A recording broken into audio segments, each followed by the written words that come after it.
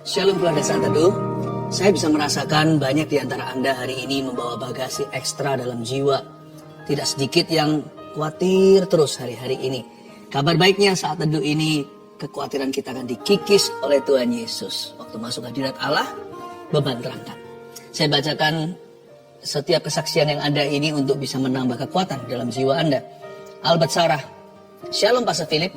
Sejak awal tahun saya terlilit hutang yang besar dan berulang kali hitung neraca mustahil bagi saya untuk dapat melunasi semua tanpa melepas salah satu properti kami.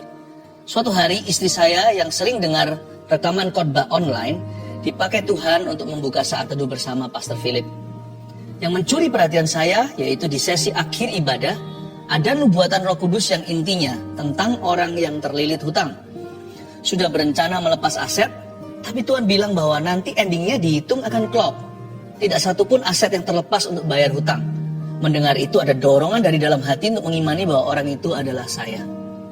Seiring berjalannya waktu setelahnya, saya masih hidup dalam hutang. Bahkan ditagih hutang tambahan yang lebih besar dari ekspektasi saya. Pukulan iman itu membuat saya tertekan. Tetapi Roh Kudus menguatkan sampai tidak lama setelah itu, entah dari mana barang yang sedikit itu bisa bayar hutang lebih jumbo. Seperti 5 roti 2 ikan. Terima kasih Tuhan Yesus dan Pastor Philip. Praise the Lord, puji Tuhan. Kalau Tuhan berbicara, it will come true. Pasti akan terjadi. Kita nggak ngerti caranya gimana Tuhan itu akan menggenapi firman-Nya. Tapi ya ujungnya genap itu. Kalau kita percaya, kita akan lihat kemuliaan Allah ya. Lani. Saya survivor cancer nasofaring. Selesai treatment 19 Juli 2021. Efek kemo dan radiasi masih terasa hingga sekarang ini yang menyebabkan air liur saya berkurang. Saat saya menonton siaran ulang Saat Teduh bersama tanggal 22 Juni 2022, Pastor Philip berkata, Tuhan mengembalikan air liur karena efek kemo. Dan saat itu saya imani bahwa itu untuk saya. Puji Tuhan, 24 Juni saya berangkat ke Jakarta untuk evaluasi dengan melakukan PET scan. Dan hasilnya tanggal 29 Juni dinyatakan sudah bersih dari kanker di seluruh tubuh saya. Semua karena kemurahan Tuhan dalam hidup saya. Karena saya juga mendapat keringanan biaya PET scan. Semua karena Tuhan yang mengaturnya. Terima kasih Tuhan Yesus, Pastor Philip, dan tim pendoa dari Gereja Mawar Sharon. Praise the Lord. Selamat, Anda sudah bebas dari kanker. Saya doa supaya yang lainnya yang mengidap penyakit ini juga disembuhkan oleh Tuhan Yesus. Imelda. Hello Pastor Philip dan tim Saat Teduh bersama. Sejak tahu acara ini beberapa bulan lalu, saya selalu rindu mengikuti di channel YouTube bersama suami saya yang belum kenal Yesus. Tanggal 29 Juni saya mengalami mujizat. Saat acara berlangsung, asam lambung saya sedang kambuh dan jika kambuh pasti harus disuntik. Hal ini disebabkan efek long term COVID. Di akhir acara saya beriman pasti Tuhan akan sembuhkan. Dan benar saja saat Pastor Philip mengatakan ada orang yang sakit asam lambung akan disembuhkan Tuhan. Seketika itu juga saya imani. Lalu seperti Tuhan menyuruh saya tidur lebih awal. Walaupun mustahil orang terkena GERD bisa tidur karena sesak. Tapi Tuhan katakan tidur. Dan aku adalah penyembuh. Saya tidur lelap dan keesokan paginya bangun dengan keadaan sehat. Kemuliaan hanya bagi Allah Bapa, Allah Putra dan Allah Roh Kudus dahulu sekarang. Dan untuk selama-lamanya. Kesaksian terakhir ini sudah seperti mengasyir kita masuk dalam pujian. Kemuliaan hanya bagi Tuhan. Dulu, sekarang, dan sampai selama-lamanya. Mari kita memuliakan Tuhan bersama-sama.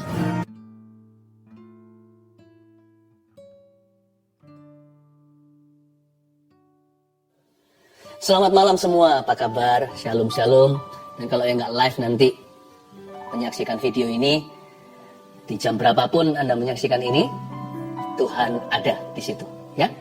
Kita mulai dengan kesaksian seperti biasanya. Live chat juga sudah buka. Ini kan YouTube live. Anda bisa sampaikan permohonan doa. Mulai sekarang bisa komunikasi dengan kami. Tim sudah ready. Saya bacakan dulu kesaksian. Ini dari kesaksian Saat Teduh yang lalu. Yang ini namanya Indah. Bulan Juli salah satu Saat Teduh, Pastor Philip bernubuat bulan Agustus adalah bulan titik balik. Akan ada deal-deal yang dari Tuhan. Akan ada jabat tangan sebagai tanda kesepakatan. Saat itu saya menerima dengan bingung. Bagaimana caranya ya Tuhan, dalam waktu dekat ada rumah kami yang bisa deal. Usaha suami saya di dunia properti pengembang. dan saya adalah agen properti. Akhir Juli kira-kira tanggal 28 ada deal harga dan kami diberi DP salah satu rumah kami.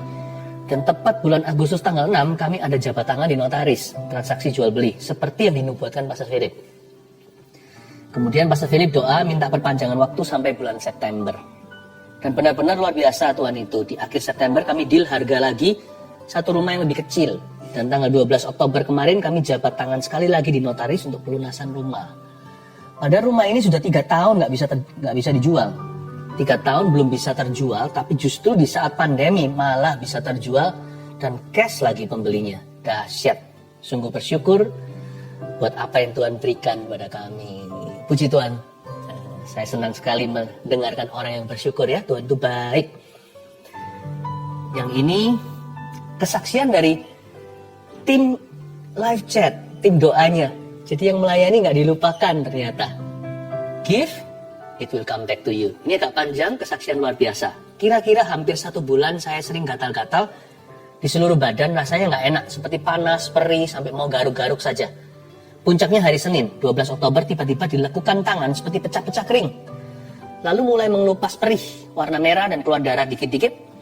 Lalu di pergelangan tangan kiri dan semua lengan saya seperti ada kulit mengkerut dan berubah warna jadi coklat seperti kulit kering. Lalu tanggal 14 Oktober saya tugas live chat. Jadi nggak dengerin Ko Philip saat teduh. Tapi saat itu suami saya mengikuti saat teduh bersama Ko Philip. Malam harinya saya sudah tidur. Sama suami saya saat teduhnya diputar ulang lagi.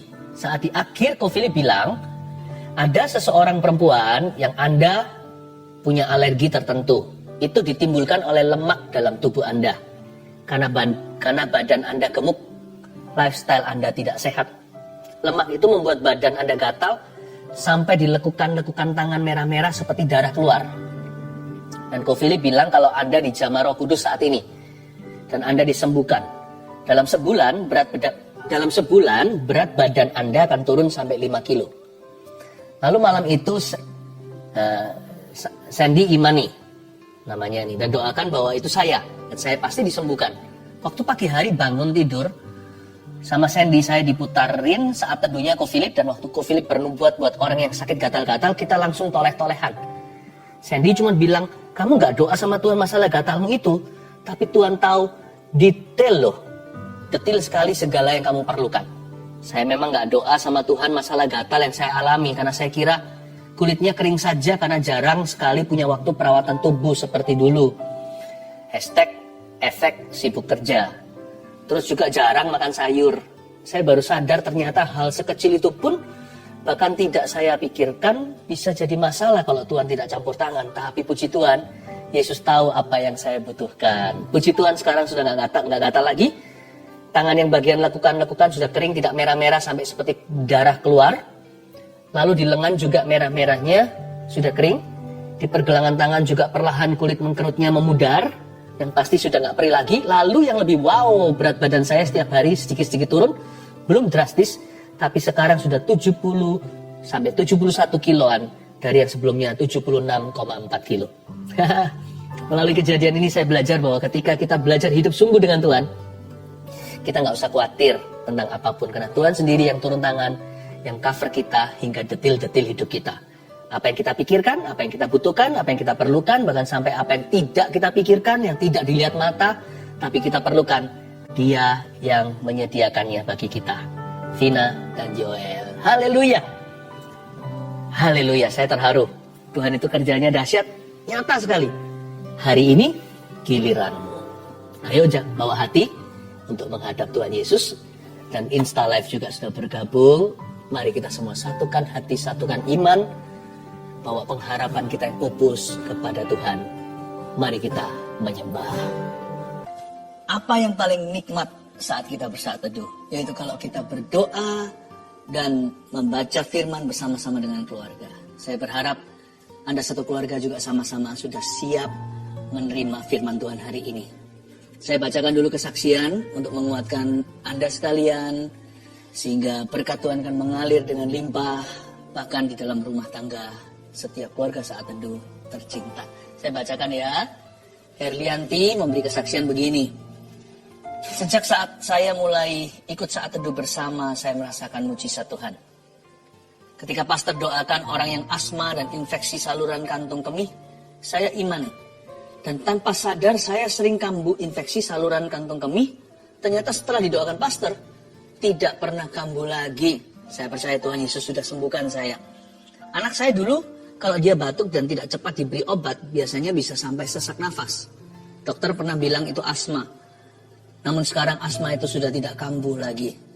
Walaupun anak saya kena batuk, puji Tuhan Yesus, ya sudah sembuhkan kami. Terima kasih Tuhan, terima kasih Pastor Philip. Tuhan Yesus memberkati pelayanannya.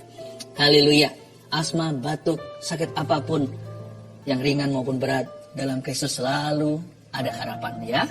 Ibu Linda, saya didiagnosa positif COVID-19 di awal Juni 2021. Awalnya, saya tidak merasa gejala apa-apa.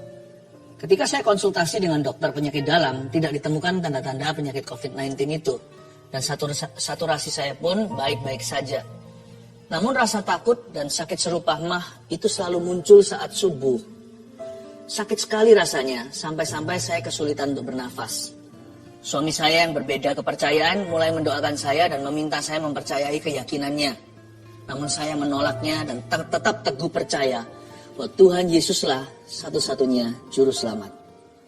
Suatu hari ketika saya menyaksikan saat teduh bersama, Pastor Philip Mantova bernubuat tentang seorang ibu yang minum obat penenang dan obat mah, ibu itu akan sembuh total.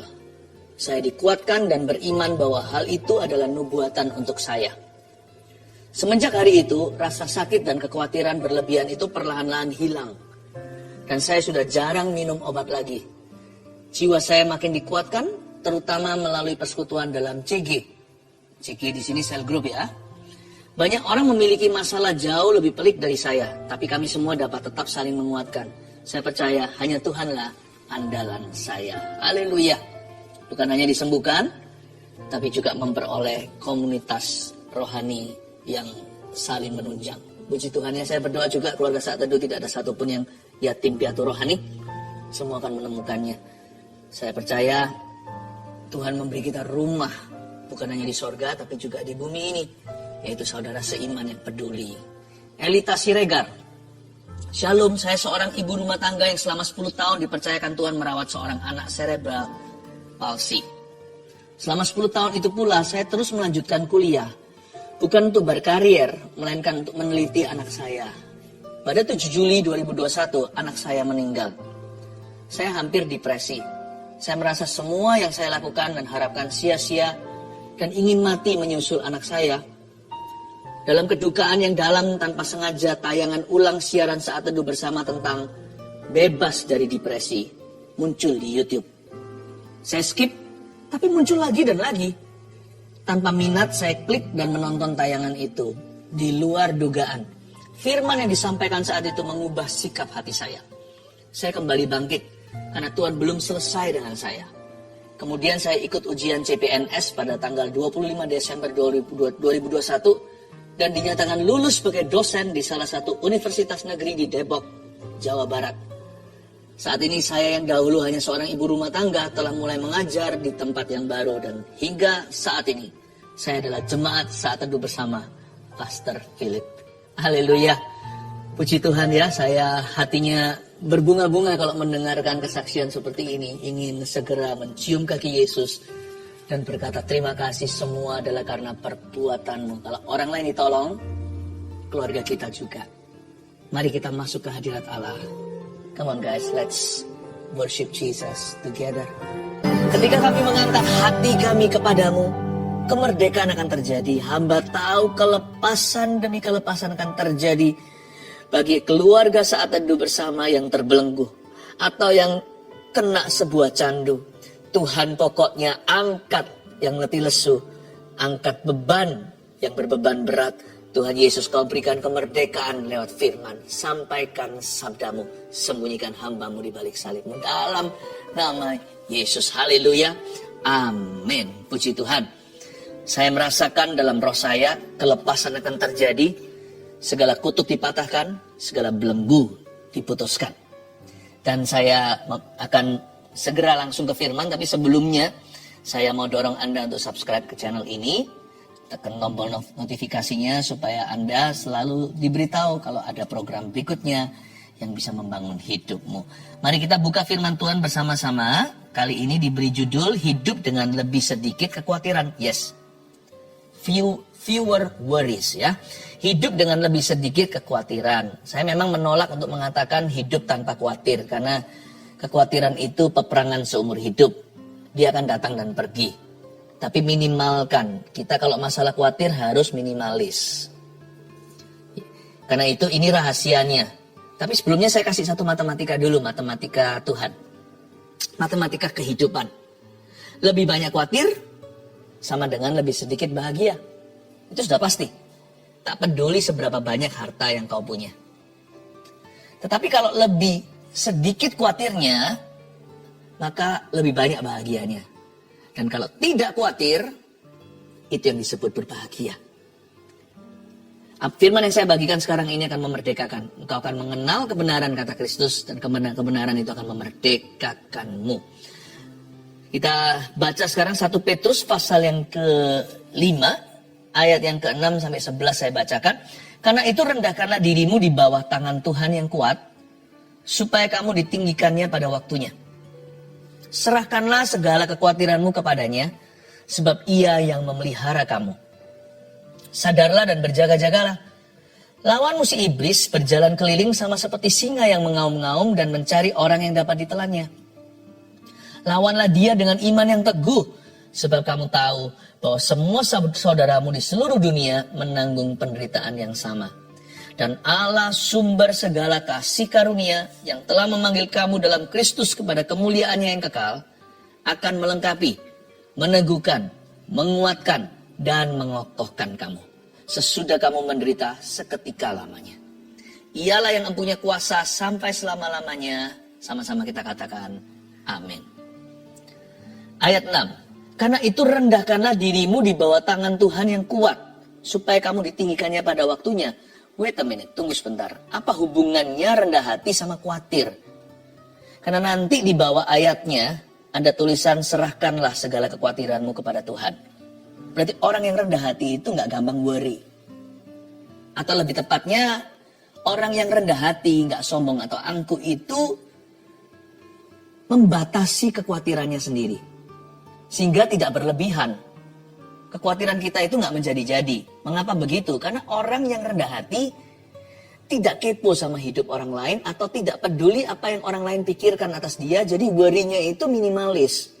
Sebenarnya kekhawatiran yang sah dalam hidup ini ada. Tapi juga ada kekhawatiran yang tidak perlu. Biasanya orang yang angkuh akan jatuh di dalam jebakan khawatir untuk sesuatu yang sama sekali tidak diperlukan. Misalnya orang lain mikir apa tentang aku ya? Kok dia punya itu, kok aku gak memilikinya? Karena hatinya memang cenderung untuk sombong atau angkuh, maka otomatis dia akan terseret kepada iri hati juga. Dia mau yang orang lain miliki, yang dia belum punyai. Hidupnya jadi keruh. Jadi komplikasi. Membuat kompleks hidup sendiri. Tapi orang yang rendah hati itu lebih simpel. Dia lebih sederhana. Dia harus menghadapi kekhawatiran-kekhawatiran yang necessary. Atau yang seperlunya saja. Tetap ada peperangan rohani. Tetapi tidak jadi berlebihan kekhawatiran. Makanya itu ayat ini sangat perlu sekali. Sebelum kita bicara tentang serahkan segala kekhawatiranmu, yang penting di sini adalah jangan sampai kita bawa beban berlebihan. Kenapa kadang-kadang menyerahkan ke Tuhan itu sulit sekali atau sukar? Karena kita juga nggak selektif sih. Apa yang kita pikirkan, sebagian orang itu overthinking untuk sesuatu yang sama sekali tidak esensial di dalam hidup ini. Karena itu orang yang sombong adalah orang yang pakai, misalnya kalau kita disuruh bersihkan kamar, pekerjaan ringan pun jadi berat. Kenapa? Karena tanpa disadari orang itu pakai rompi 10 kilo seperti orang-orang yang fitness itu di gym. Kenapa susah ya? The simplest task atau tugas yang paling kecil sederhana aja terasa berat. Tahu nggak, orang sombong itu tidak happy. Orang angkuh itu tidak bahagia. Karena dia punya concern terlalu banyak. Yang dia perhatikan tuh berlebihan. Matanya itu tidak bisa fokus pada dirinya sendiri atau hidupnya. Gak sehat imannya. Makanya itu orang yang rendah hati, tidak berat hidupnya. Waktu menyerahkan kekhawatirannya pada Tuhan, tidak sampai dia itu tertekan. Mengapa?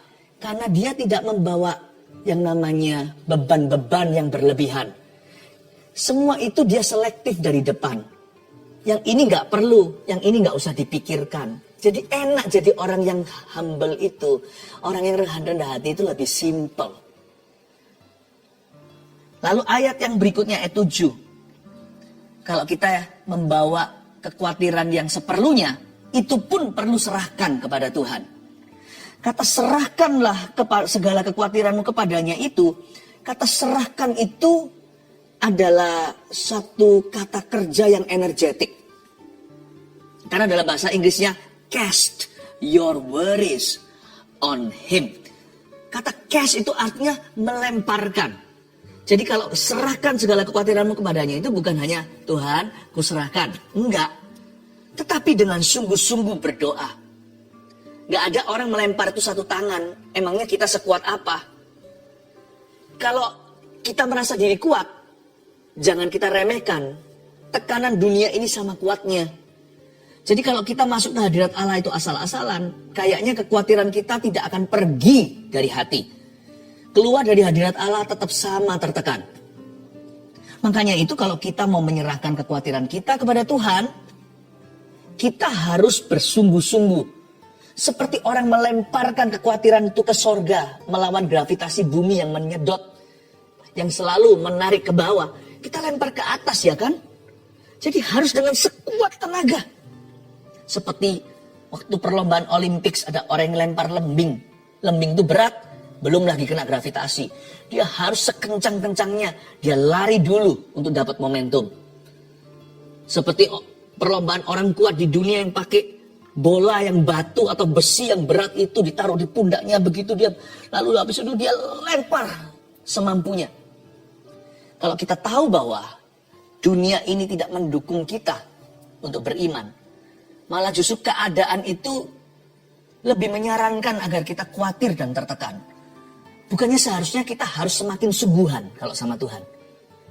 Makanya itu kalau doa janganlah kita itu setengah-setengah. Doa sambil lakukan apa? Kalau doa sisihkan waktu.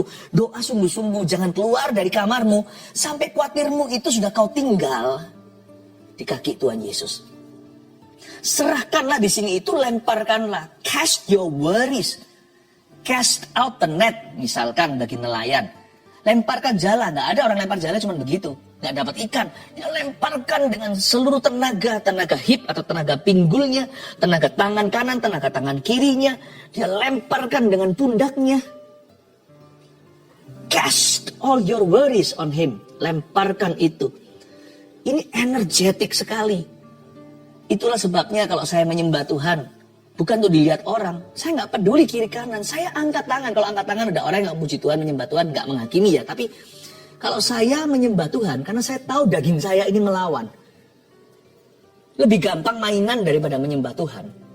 Saya tidak bisa tenang, saya harus lawan arus. Kalau saya mau tanda kutip lihat Yesus. Kalau saya mau merasakan hadiratnya, saya harus lari di depan semua yang lainnya. Melawan arus dunia. Makanya itu kalau saya menyembah Tuhan, kalau saya angkat tangan gak asal-asalan. Terkadang kalau hati saya merasa berat, semakin berat hatiku, semakin tinggi tanganku. Dan bukan satu, kedua tanganku angkat ke sorga. Ku angkat hatiku, ku pandang kekudusanmu. Saat ku sembah, ku pujimu, ku rasakan kehadiranmu Tuhan. Nggak untuk saya tunjukkan ke orang lain kok. Kan saya nggak tahu siapa yang datang ke gereja misalnya kalau itu ibadah. Siapa yang duduk di sebelah saya kecuali kalau saya pergi sama seseorang dari rumah. Atau janjian sama teman. Sekeliling saya itu saya nggak bisa tentukan siapa yang datang, siapa yang tidak hari itu. Jadi memang saya datang ke gereja cari Tuhan. Saya nggak peduli orang lain mikir apa. Ku angkat hatiku. Ku pandang kekudusanmu saat ku sembah, ku pujimu. Ku rasakan kehadiranmu Tuhan. Karena ayat ini berbicara ke saya, waktu hati saya gelisah, semakin bertambah. Waktu saya sedih semakin menjadi-jadi. Orang lain gak perlu tahu pergumulan hatiku. Karena antara saya dengan Tuhan Yesusku. Tapi kalau saya angkat tangan menyembah Tuhan, saya angkat kedua tangan saya. Cast your worries kan. Lemparkan ke atas itu kalau bisa dua tangan, kenapa satu? Lebih kuat dua tangan daripada setengah. Saya mau dengan segala ekspresi bukan untuk dilihat sesama. Tapi karena saya mau membawa badan saya, tubuh saya masuk hadirat Allah. Bukan hanya jiwa saya. Waktu badan saya masuk dengan sungguh-sungguh, jiwa saya juga lebih gampang untuk konsentrasi. Roh saya jadi lebih peka. Jangan pernah berkata yang penting hatinya. Menyembah, memuji Tuhan, berdoa itu juga harus dengan segenap kekuatanmu. Kalau waktu nyanyi, saya ikut nyanyi. Saya nggak hanya cuap-cuap saja, biarkan WL atau pemimpin pujiannya yang teriak-teriak. No. Kasihilah Tuhan Allahmu bukan hanya dengan segenap hatimu, tapi juga dengan segenap kekuatanmu. With all your strength. Mengapa Pastor Philip saya ini overthinking? Lawan. Kenapa saya ini stres sekali? Saya itu terus nggak bisa enggak. Saya itu panic attack. Lawan arus. Cari Yesus. Serahkanlah. Maybe you're not vigorous enough. Mungkin kita tidak cukup sungguh-sungguh. Kita baru masuk 5 menit. Ya, baru seperti kaki itu masukin ke air dikit-dikit begitu. Lalu kita berkata, nggak jadi berenang. Banyak orang masuk hadirat Allah juga begitu. Ecek-ecek kaki aja. Di dalam hadiratnya kita masuk sebentar 5 menit, nggak ngerasa apa-apa. Masuk 5 menit, nggak terjadi apa-apa. Masuk 5 menit berkata, kok merasa jauh sama Tuhan? Masuk 5 menit lagi, belum terjadi mujizat. If you want to cast your worries, kalau Anda mau serahkan kekhawatiran kepadanya, serahkanlah. Paham maksudnya? Kalau Anda memang mau serahkan kekhawatiran Anda, lihat bahasa tubuh saya, serahkanlah. Serahkanlah. Aku tidak keluar dari sini sampai engkau angkat bebanku. Itu bukan berarti mau mati di kamarnya, tapi percaya Tuhan akan mengangkatnya sebelum Anda keluar dari ruang doa. Determination atau kesungguhan hati. Tekad hati. Semangat seperti itu. Amin. Serahkanlah segala kekhawatiranmu kepadanya sebab ia yang memelihara kamu. Nah, kata sebab yang memelihara kamu ini membuat kekristenan istimewa. Kok bisa? Because he cares for you. Tidak pernah Tuhan dijelaskan seperti di dalam Christianity. Di dalam kekristenan ada pewahyuan bahwa Allah itu sangat personal. Dan dia bukan hanya menciptakan lalu lepas tangan. Dia menciptakan tanpa keringat, hanya berkata-kata, jadilah terang, jadi ini itu, jadi semua. Tapi waktu Tuhan menebus kembali makhluk ciptaan yang termulia, yaitu manusia yang bandel jatuh dalam dosa Anda dan saya. Dia bukan sekedar main bicara. Dia bukan hanya keluar kata-kata atau alias ngomong saja. Tapi Allah turun ke bumi, menjelma jadi bayi, anak Allah yang hidup, Yesus Kristus di palungan. Lalu habis itu mati bagi dosa kita waktu umur 33 dan bangkit pada hari yang ketiga. Dan ever since that, sejak hari itu dia utus Roh Kudus setelah dia naik ke sorga. Dan mulai saat Roh Kudus dicurahkan, setiap detil hidup kita itu ada Roh Kudus di kamar kita. Kita kemanapun, kamar mandi, kemana-mana, Roh Allah tidak pernah meninggalkan mereka yang telah menjadi anak-anaknya. Wow, he cares for you. Dia peduli sama dirimu. Makanya tidak boleh mencari Tuhan itu dengan coba-coba. Gak ada trial dan error dalam hadirat Allah. Aku masuk hadirat Tuhan, rasa apa ya? Gampang kecewa. Jangan. Kalau kita masuk hadirat Tuhan itu percaya Allah itu ada dan percaya dia pedulikan. Gak ada orang masuk hadirat Tuhan gak ketemu Tuhan, gak ada. Orang berdosa pun, pemungut cukai pun, kalau dia datang ke bait Allah lalu tepuk-tepuk dadanya dan berkata, aku orang berdosa sama Tuhan pulang, dibenarkan. Tuhan itu tidak pernah main petak umpet kecuali sama orang yang munafik. Tuhan akan berbelat-belit. Tetapi kepada orang yang tulus hatinya, sekalipun orang berdosa, asal hatinya hancur, jiwanya patah remuk, tak akan dipandang hina oleh Tuhan. Orang yang datang cari Tuhan gak akan ketemu ular. Orang cari Tuhan akan dapat hantu. Orang cari Tuhan akan ketemu setan. Because he cares for you. Kenapa kita harus sungguh-sungguh? Belum lagi ada faktor peperangan rohani. Lihat ayat berikutnya, ayat 8. Sadarlah dan berjaga-jagalah. Lawanmu si iblis berjalan keliling sama seperti singa yang mengaum-ngaum dan mencari orang yang dapat ditelannya. Bukan Tuhan ya. Kadang-kadang, ini bahasa saya ya. Kadang-kadang kalau saya renungkan, Tuhan tuh kasihan ya, disalah ngerti terus. Tapi Tuhan tuh gak perlu dibelas kasihani. Tuhan itu serba cukup di dalam dirinya. Dia gak perlu kita sebenarnya, gak perlu manusia atau penyembahan kita. Dia gak perlu percaya kita. Kalau kita percaya menyembah dia itu untungnya di kita, bukan untungnya di dia. Tapi kasihan kadang-kadang kalau saya pikirkan. Apa yang iblis lakukan seringkali malah Tuhan yang difitnah. Kenapa engkau kasih aku penyakit? Tuhan gak kasih penyakit. Kenapa Tuhan buat papa mamaku cerai? Tuhan gak pernah menceraikan papa mamamu. Bukankah di Alkitab ditunjuk dengan jelas di kitab Maleakhi, aku Tuhan membenci perceraian. Ada orang Kristen, kedok saja padahal hanya kedok agama. Lalu larikan uang kita. Orang Kristen kayak gitu, pelayanan lagi di gereja. Nggak ada hubungannya. Perbuatan itu juga dikecam oleh kekristenan. Tapi Tuhan yang kena getahnya. Tuhan yang dituduh sama semua orang. Coba bayangkan. Jangan lupa, di balik layar semua yang baik, semua yang benar, semua yang sempurna, yang layak dipuji. Semua yang baik, sempurna, all the perfect gifts come from above. Di surat Yakobus, datang dari Bapa, Bapa segala terang. Tapi semua yang jahat, semua yang jelek, semua yang negatif, semua yang kutuk, semua yang dosa, semua yang mati, semua yang bunuh, semua yang jijik, semua yang najis, semua yang gak patut dipuji, gak patut bahkan dibicarakan, bukan dari Tuhan. Ada roh-roh jahat yang bekerja di udara. Ada roh-roh setan di dunia ini. Dan setan itu pekerjaannya yang utama bukan untuk takut-takuti orang di rumah hantu. Yang itu level bawah ceritanya. Lihat ya kalau kita baca ya, the work of Satan, pekerjaan iblis yang utama itu apa? Sebab dia mencari, sadarlah dan berjaga-jagalah, lawanmu si iblis berjalan keliling sama seperti singa yang mengaum-ngaum dan mencari orang yang dapat ditelannya. Mencari orang yang dapat ditelannya. Bahasa Inggrisnya to devour. Untuk mengunyah hidup-hidup, kalau bisa ditelan, kalau bisa binasa. Setan tidak dia punya maksud hati bukan hanya untuk menakut-nakuti. Itu hanya distraction atau gangguan. Keinginan wahid nomor 1 setan adalah untuk membinasakan. Jangan lupa, di ayat lain di Perjanjian Baru dituliskan bahwa Yesus ngomong begini. Di kitab Yohanes, di surat Yohanes. Setan itu datang untuk mencuri, membunuh, membinasakan. Saya sebut itu the threefold plans. The threefold plan of the devil. Itu rencana jahat si setan ada di 3 dimensi.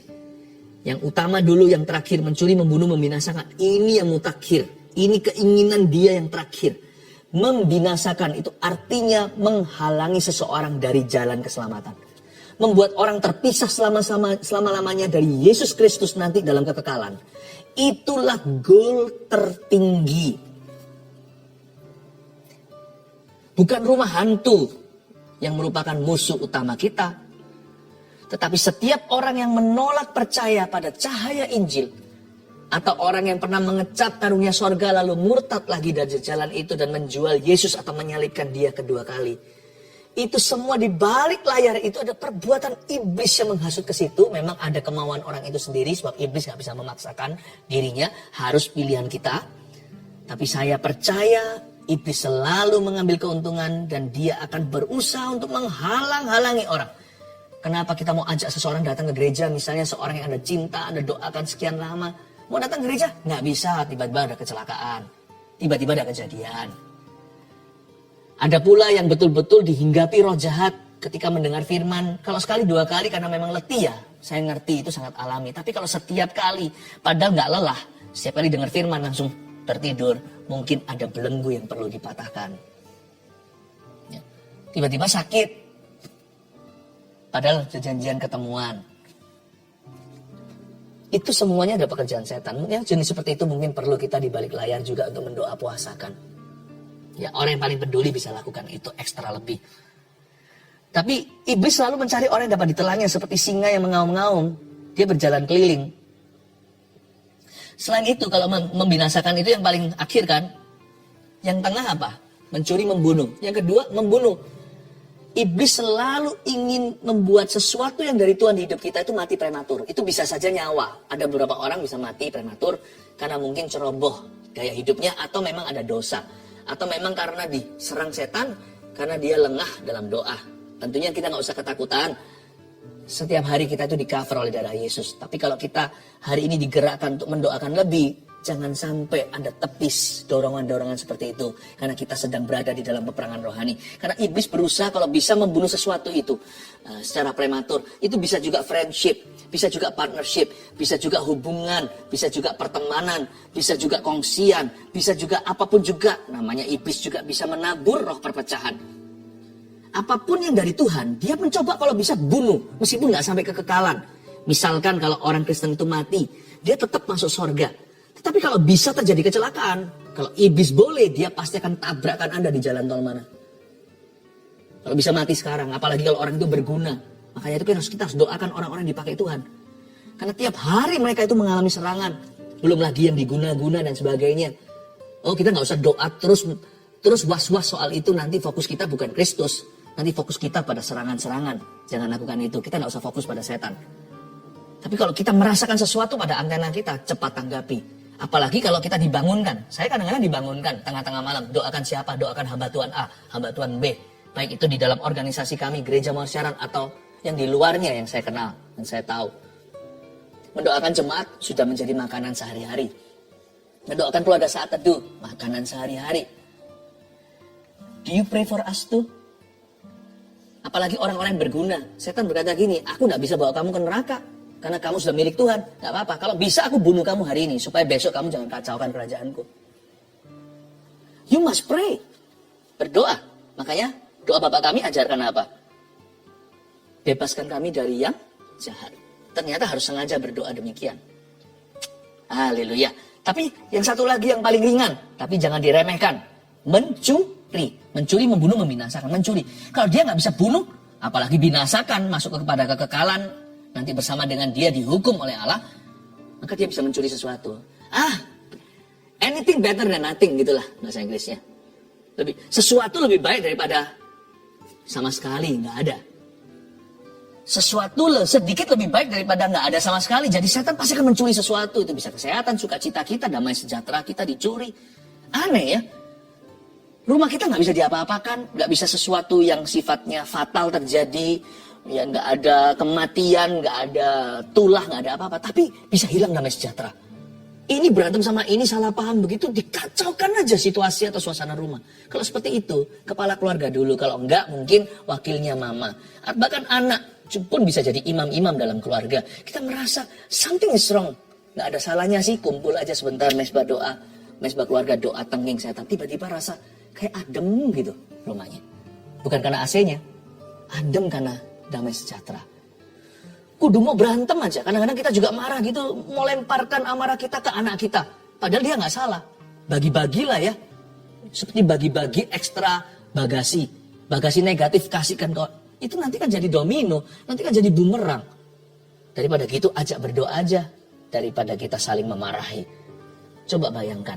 Iblis bisa mencuri sesuatu, mencuri uang juga bisa, terjadi korupsi di dalam ini juga pekerjaan setan melalui tangan-tangan jahil, yaitu orang-orang yang kedagingan dan mereka yang hatinya masih berlumuran dosa. Lewat orang-orang berdosa, iblis bisa mencuri sesuatu. Ya, makanya kita selalu berdoa supaya jangan sampai ada yang tercuil apa-apa dari rencana Allah dalam kehidupan kita. Makanya kalau kita betul-betul kita harus melawan. Caranya gimana caranya? Ayat 9, lawanlah dia dengan iman yang teguh. Sebab kamu tahu bahwa semua saudaramu di seluruh dunia menanggung penderitaan yang sama. Kata lawanlah dia dengan iman yang teguh mengajari kita. Bahwa dalam bahasa Inggrisnya, we must flee evil, but we must not flee from the devil.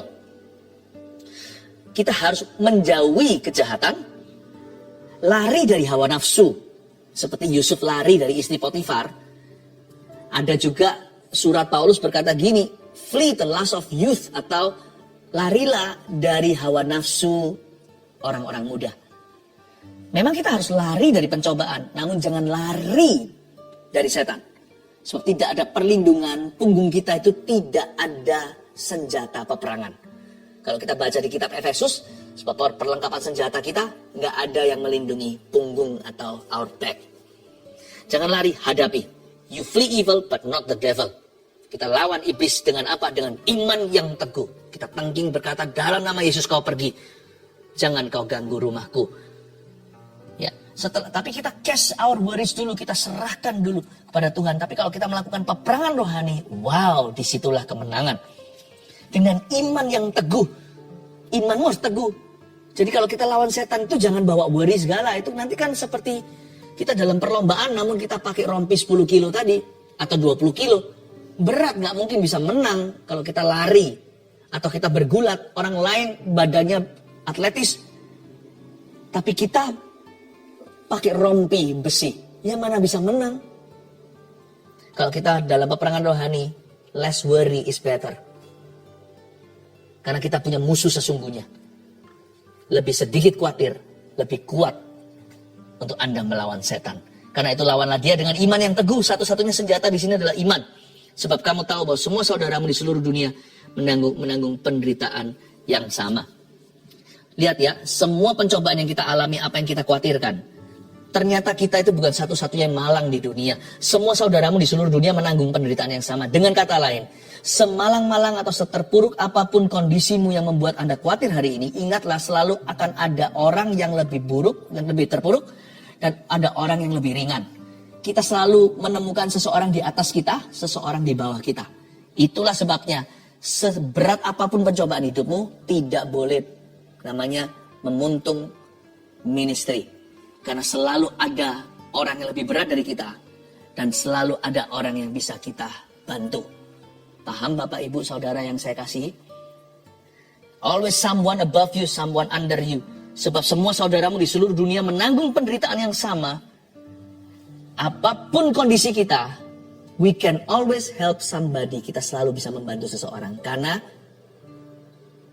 kita gak seberat orang itu mengalami pencobaannya. Tetapi seberat apapun hidup kita hari ini terasa, selalu kita itu ingat bahwa ada orang-orang yang bisa jadi kekuatan kita. Semua saudaramu di seluruh dunia menanggung penderitaan yang sama. We need other people to win. Kita butuh orang lain untuk menang. 3 poin sederhana, catat ini sebagai summary atau sebagai rangkuman daripada firman yang dibagikan. 1, apa itu hidup dengan lebih sedikit kekhawatiran? 1, orang yang rendah hati itu khawatir seperlunya dan tidak berlebihan. Start well, start right. Kita harus mulai dengan benar, mulai dengan tepat, mulai dengan rendah hati. Kalau enggak nanti ya, casting jadi terlalu berat. Nanti menyerahkan kekhawatiran itu terlalu berlebihan. Kenapa? Karena yang nggak perlu semuanya juga ikutan. Pintu masuk seleksinya itu rendah hati. Rendah hati itu seleksi alami semua beban kita. Orang yang rendah hati itu khawatir seperlunya dan tidak berlebihan. Kita memulai garis startnya dengan ringan atau lebih ringan. 2, roh khawatir harus dihadapi dengan roh doa yang sungguh-sungguh. Ingat tadi, lemparkan kekhawatiranmu atau serahkanlah kepada Tuhan. Roh khawatir gak bisa dihadapi dengan pikiran positif. Roh khawatir harus dihadapi dengan roh iman, yaitu roh doa yang sungguh-sungguh. 3, iman yang teguh. Jadikan hidup tidak seperti yang dikhawatirkan. Kalau iman kita teguh ya, Anda akan terkejut melihat. Ternyata yang kita takutkan itu tidak berfondasi atau berlandaskan. Dan apa yang kita khawatirin selama ini, yang kita khawatirkan, itu tidak akan terjadi seperti yang ditakutkan. Iman yang teguh, hiduplah dengan iman, maka hidupmu akan berjalan selalu di dalam rencana Allah, bukan rencana setan. Haleluya. Welcome di saat teduh yang sudah dinanti-nantikan semua orang. Hari ini kita mau masuk hadirat Tuhan, minta Tuhan menguji hati kita, sehingga hati kita senantiasa dibersihkannya. Sebelumnya saya bacakan kesaksian terlebih dahulu untuk menguatkan iman setiap orang yang bergumul dengan sesuatu. Yang ini dari Jasmine di New York. Shalom Pastor Philip dan tim. Saya tinggal di New York hampir 10 tahun bersama keluarga. Di sini saya pelajar dan mengambil sekolah kedokteran. 2 tahun terakhir ini adalah masa yang sangat sulit untuk saya karena nilai ujian screening untuk masuk sekolah kurang baik. Dari aplikasi sekian banyak, dari apply sekian banyak sekolah, saya tidak dapat interview. Saya merasa lelah dan mau menyerah untuk menjadi dokter. Tapi Tuhan Yesus kita sangat baik dan selalu tepat waktu di dalam bekerja. Di salah satu saat teduh Pastor Philip di awal tahun ini, saya dengar bahwa ada anak yang akan masuk sekolah kedokteran. Pastor Philip bilang untuk coba lagi dan jangan menyerah. Pastor juga bilang, selamat, Anda akan menjadi dokter. Di saat itu hati saya tergerak untuk berdoa dan meminta, serta mengimani bahwa itu juga rencana Tuhan Yesus untuk saya. Singkat cerita, saya sudah diinterview dan diterima di sekolah kedokteran di Amerika 1 bulan yang lalu dengan beasiswa yang cukup besar. Lalu ada lambang smile-nya. Tuhan Yesus sungguh sangat baik bisa menyampaikan isi hatinya lewat Pastor Philip. Terima kasih Pastor dan tim GMS. Semoga kesaksian ini bisa menguatkan para pelajar yang mau merintis karirnya. Tuhan Yesus selalu punya rencana yang baik dan Dia selalu tepat waktu. Amin. Senang ya? Nah, nanti kalau sudah jadi dokter, gak boleh lupa sama Tuhan. Selalu lakukan kehendak Tuhan melalui profesi Anda. Elizabeth. Bulan Desember saya mengaminkan apa yang saya dengar dari Pastor Philip tentang tiroid yang disembuhkan oleh Tuhan Yesus. Waktu itu hasil ekografi tiroid stadium 4. Karena banyak masalah, saya menunda cek ke dokter spesialis. Tapi saya percaya Tuhan sanggup sembuhkan. Tepatnya tanggal 29 Maret saya akhirnya ke dokter spesialis dan saya melakukan tes scintigraphy pada 6 April di rumah sakit. Puji Tuhan, hasilnya menunjukkan tidak ada tiroid. Semuanya normal. Sungguh tidak berkesudahan. Kasih setia Tuhan. Terima kasih Pastor Philip dan tim atas pelayanannya. Lisa Anggraini. Saya ingin bersaksi tentang kebaikan Tuhan sekitar awal Maret. Saya terserang vertigo yang sangat parah sehingga harus dilarikan ke rumah sakit untuk dirawat sementara. Setelah itu rasa pusing dan sakit di kepala tidak kunjung hilang selama 2 minggu. Saat mendengarkan saat teduh tanggal 13 Maret 2021, Pastor Philip mendoakan agar penyakit vertigo beserta semua gejalanya dipatahkan dan disembuhkan dalam nama Yesus. Saya imani itu untuk saya. Seketika itu juga rasa pusing dan tidak enak di kepala saya hilang seketika. Saya bersyukur tidak pernah kambuh lagi hingga hari ini. Tuhan itu baik. Terima kasih atas pelayanan pastor beserta seluruh tim. Puji Tuhan, banyak orang mengalami mujizat. Mari kita doakan hari ini giliran Anda yang menanti-nantikannya. Tapi sebelumnya, mari bawa hati kita. Biar Tuhan selidiki, biar Tuhan murnikan, dan biar Tuhan menjamahnya. Haleluya. Apalagi untuk tembang tangan, tapi sebelumnya saya beritahu apa yang saya rasakan. Saya rasakan ada di antara Anda, tidak sedikit sebenarnya, yang bergumul dengan penolakan manusia. Sebagian disakiti teman, pacarnya, atau ex-nya, bahkan suami atau istrinya. Dan tidak sedikit juga yang berurusan batinnya dengan orang tuanya.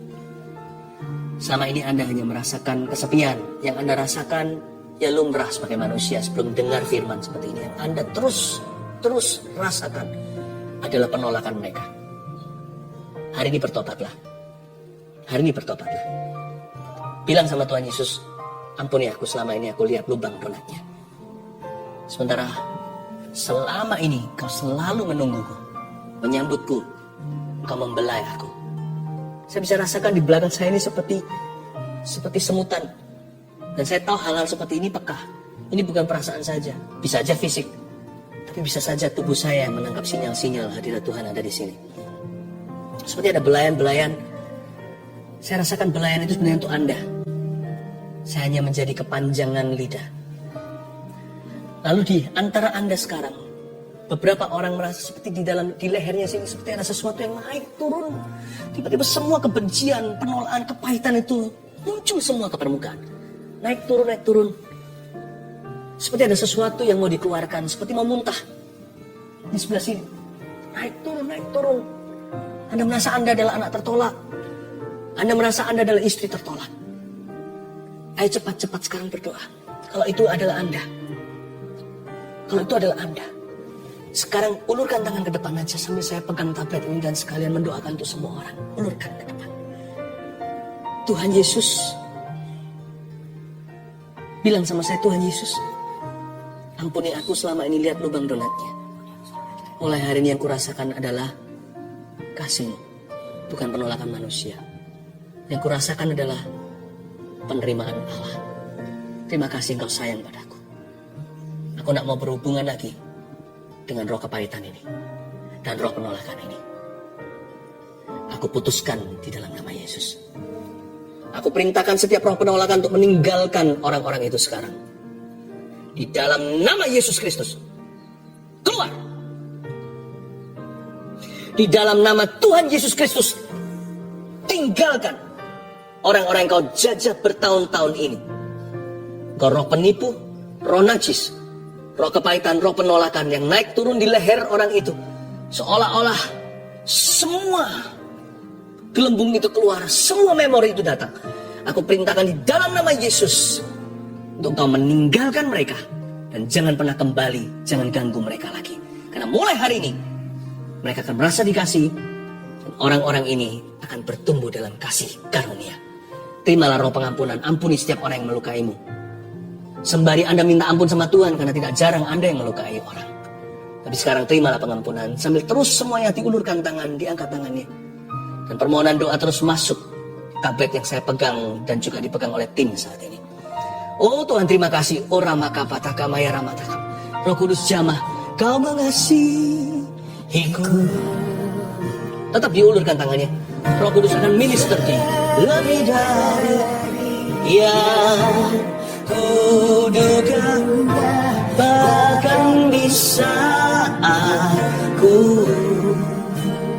Thank you Lord. Tiada menyadarinya, Kau sentuh hatiku dengan kasih yang sempurna. Kau menyayangiku lebih dari yang saudara-saudara yang mau berdoa untuk memperoleh keturunan yang selama ini belum diberkati dengan momongan, Anda letakkan, kalau suami istri di sini, kalau Anda sama-sama saat teduh, please gandeng tangan. Mama atau sang istri bisa pegang ke perutnya sebagai simbol aja kekandungannya, atau bisa bergandengan tangan dengan pasangannya. Tuhan Yesus, hamba berdoa. Simpel saja doa, tidak seperti orang Farisi yang bertele-tele. Aku berdoa untuk momongan yang dari Engkau, yang terbaik dari yang pria maupun yang wanita, dari suami maupun istri. Ya Tuhan Yesus, Kau titipkan ke dalam kandungan itu. Hamba berdoa di dalam nama Yesus untuk bibit unggul, benih-benih yang ilahi. Ya Tuhan, keturunan-keturunan yang diberkati. Ingatlah mereka ketika hari ini suami istri ini berdoa. Ingatlah mereka. Ku berkati di dalam nama Yesus kehidupan di dalam sang suami, dalam tubuh sang suami, benih di dalam diri sang suami, dan ku berkati kandungan di dalam tubuh sang istri. In Jesus name, mulai sejak saat ini Tuhan akan membuka tingkap langit, mendengarkan doa ini dan menjamah. Letakkan tangannya semuanya. Ada seorang anak yang baru saja ulang tahun 4 tahun. Anda berkata seperti ini, orang tua, aku percaya nanti ulang tahun ini ada mujizat terjadi. Dia berbicara, tapi sampai sekarang belum berbicara. Waktu kemarin dia ulang tahun, Anda kecewa sekali rasanya kok Tuhan tidak dengarkan doa. No. Yesus datang terlambat untuk membangkitkan 4 hari, ingat. Dia sudah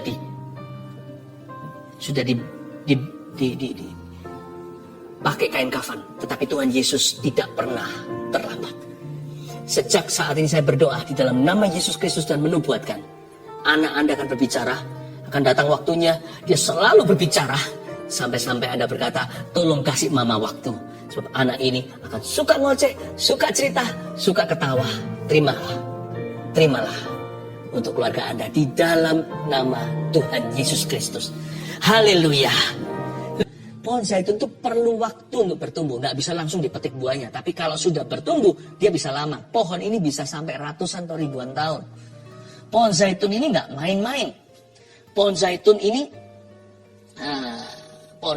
ini adalah pohon yang bisa memberikan hasil yang sangat-sangat menguntungkan nantinya setelah tahunan. Bahkan kadang-kadang bisa 40 tahun baru dia menghasilkan buah-buah yang maksimal, minyak-minyak yang paling murni. Anak kan juga begitu kan? Waktu masih kecil dia merepotkan. Tapi kalau Anda tekun mendidik dia dalam takut akan Tuhan, dalam hikmat-hikmat dan doa, anak itu nanti bertumbuh besar. Tunggu dia nanti. Ketika dia mulai dewasa 20, 30, 40, semakin matang, semakin murni. Dari dulunya merepotkan, nanti akan membuat hidup Anda ringan. Anak yang bijaksana meringankan hidup ayah ibunya. Anak-anakmu seperti tunas pohon zaitun di sekeliling mejamu. 1, 2, 3, keluarga yang bahagia itu seperti apa? Yang kepala keluarganya takut mendukakan roh Allah. 2, yang istrinya penuh kasih dan kaya dalam perbuatan baik. 3, yang anak-anaknya bertumbuh dalam kebenaran firman. Saya percaya Anda diberkati. Amin. Mari kita sama-sama kembali menghampiri tahta Allah. Haleluya. Saya merasakan dalam roh saya ada sebuah seruan. Saya tahu itu bukan Roh Kudus tapi roh saya. Tapi kalau saya dekat sama Tuhan, saya percaya apa yang diutarakan oleh roh saya pun Tuhan akan dengarkan. Ada kata-kata menjerit begini. Keluarga Saat Teduh kali ini akan berhasil. Untuk keluarga Saat Teduh yang ingin ada program untuk punya anak, dibantu dengan medis, dan bahkan dokternya pun adalah seorang anak Tuhan. Don't worry. Seruan dalam roh saya dengarkan, kali ini akan berhasil. Saya berdoa dalam nama Yesus, Tuhan bisa memberikan lewat mujizat. Tapi kadang-kadang Tuhan memberikan sesuatu yang progresif. Ada waktunya Tuhan memberikan secara supranatural. Juga datang saatnya di waktu kita kadang-kadang sesuatu yang alami terjadi lewat pertolongan. Itu pun pertolongan Tuhan. Segala pertolongan itu datang dari Tuhan. Keluarga Saat Teduh yang sedang memprogramkan untuk bayi, kali ini kau akan berhasil. Dalam nama Yesus. Terima kasih Tuhan. Semua orang yang mengharapkan anak juga, yang meminta mujizat. Sekarang juga percaya suami istri yang belum dikaruniai. Tadi waktu saya kasih ilustrasi 9 tahun tadi, ternyata memang ada yang 9 tahun sudah menunggu belum dapat. Dan Anda yang bukan 9 tahun, Anda bisa sama-sama dompleng iman. Gak apa-apa, kita juga ikut. Seperti wanita Sirofenisia, remah-remahnya pun, anjing pun makan dari apa yang jatuh dari meja Tuhan. Saya percaya ini juga untuk saya. Siapapun yang berdoa hari ini untuk keturunan yang belum mendapatkannya sekian lama, mari kita berdoa dalam nama Yesus. Bapak, aku imani suara bayi di rumahnya pasangan ini. Dalam nama Yesus berikan Tuhan tunas-tunas pohon zaitun di sekeliling meja mereka. Mulai hari ini jangan kasih satu saja, beri lebih Bapak.